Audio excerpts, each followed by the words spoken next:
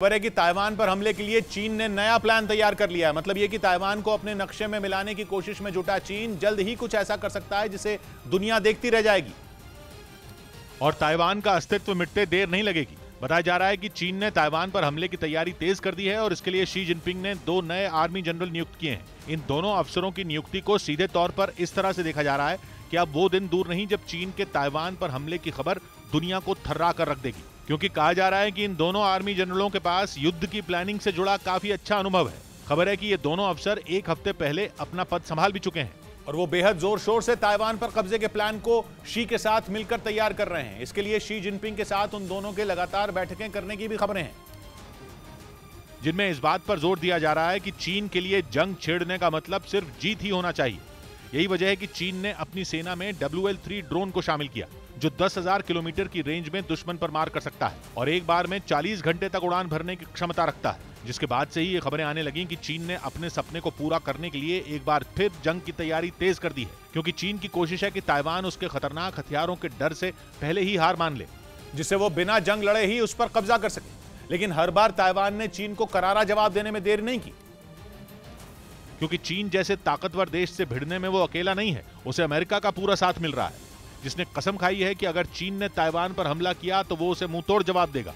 यानी चीन हमला तो ताइवान पर करेगा, लेकिन उसे जंग सीधा अमेरिका से लड़नी होगी। वो अमेरिका जो हथियारों और मिसाइलों के मामले में चीन से कहीं आगे है।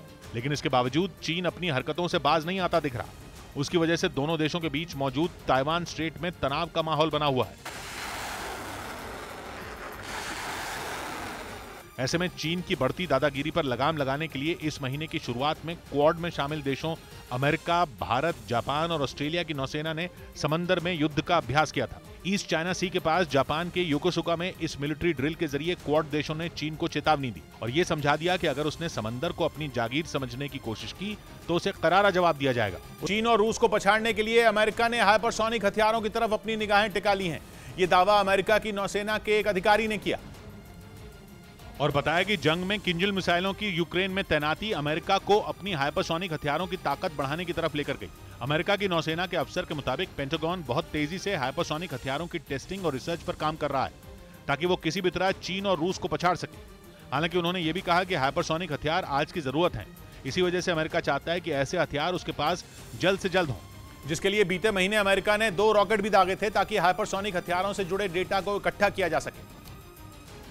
लेकिन इस दौरान अमेरिकी नौसेना के अफसर ने यह भी माना कि चीन और रूस हाइपरसोनिक हथियारों को अपनी सेना के बेड़े में शामिल कर चुके हैं, जो अमेरिका के पास अब तक नहीं है। बताया जा रहा है कि अमेरिका के रक्षा मंत्रालय पेंटागन ने अगले वित्तीय वर्ष में हाइपरसोनिक हथियारों से जुड़ी रिसर्च के लिए $470 करोड़ यानी भारतीय रुपयों में 40,000 करोड़ रुपए देने की मांग की है, क्योंकि रूस यूक्रेन में अपनी किंजल मिसाइल को तैनात कर चुका है। वो किंजल मिसाइल जो कि रूस के हथियारों की जखीरे का सबसे खतरनाक हथियार माना जाता है। किंजल मिसाइल इतनी खतरनाक होती है कि जहां भी गिरती है वहां राख और धूल के अलावा कुछ नहीं बचता, क्योंकि ये मिसाइल एक बार में इतना भारी परमाणु बम लेकर चल सकती है कि इसके हमले के बाद कई किलोमीटर का दायरा आग के गोले में बदल जाए।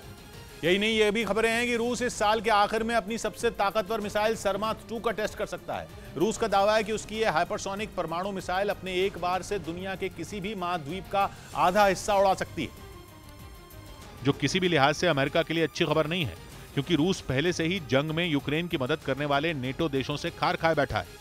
मतलब अगर रूस इसी तरह हाइपरसोनिक हथियारों की लिस्ट बढ़ाता चला गया और अमेरिका ने इस ओर काम नहीं किया तो यूक्रेन के साथ अमेरिका की परेशानी बढ़नी तय है। ऐसे में अमेरिका में खलबली मच गई। यही वजह रही कि अमेरिका ने बीते महीने वर्जीनिया में हाइपरसोनिक हथियारों का इस्तेमाल किया था और ध्वनि की गति से 5 गुना तेजी से उड़ने वाला रॉकेट दागा था। ऐसे में खबरें हैं कि आने वाले कुछ दिनों में अमेरिका 13 और हाइपरसोनिक मिसाइलों की टेस्टिंग करने वाला है। मतलब बाइडेन ने तैयारी शुरू कर दी है, क्योंकि इन मिसाइलों की गति इन्हें बैलिस्टिक मिसाइलों से बेहतर बनाती है। क्योंकि हाइपरसोनिक मिसाइलें ज्यादा स्पीड से उड़ती हैं, इसलिए दुश्मन के रडार में आने से बच जाती हैं। कहा जा रहा है कि आवाज की स्पीड से 5 गुना तेज चलने वाले हथियार अमेरिका, चीन और रूस के बीच में रेस की नई वजह बन गए हैं और इन देशों के बीच हथियारों के शक्ति प्रदर्शन का नया चैप्टर खुल गया है। कहा जा रहा है कि यह सिलसिला आगे भी जारी रहने वाला है, क्योंकि इस रेस में केवल रूस ही नहीं बल्कि अमेरिका का एक और दुश्मन चीन भी शामिल है। चीन ने पिछले ही साल हाइपरसोनिक हथियारों का सफल परीक्षण किया था। खबर तो यह भी है कि उत्तर कोरिया ने भी हाइपरसोनिक हथियार बना लिए हैं और उसकी मिसाइलें 1000 किलोमीटर दूर तक मार कर सकती हैं। रूस ने यूक्रेन पर किए गए हमले एक और वीडियो जारी किया, जिसमें रूस के जवान मल्टीपल रॉकेट लॉन्चर से यूक्रेन के ठिकानों और हथियारों पर रॉकेट बरसाते नजर आए, जिसमें जेलेंस्की की सेना को भारी नुकसान पहुंचाने का दावा किया गया। रूस के सैनिकों ने उस पर रॉकेट से ताबड़तोड़ हमले किए, जिसमें यूक्रेन के कई सैनिकों की मौत का भी दावा किया गया। बताया गया कि इस हमले में दुश्मन की हथियारों से लैस कई बख्तरबंद गाड़ियां और टैंकों को तबाह कर दिया गया। खबर है कि कुछ दिनों पहले भी रूस की तरफ से किए गए हमलों में यूक्रेन के 4 अमेरिकी हॉविट्जर और एयर डिफेंस सिस्टम समेत कई हथियारों को ध्वस्त कर दिया गया था।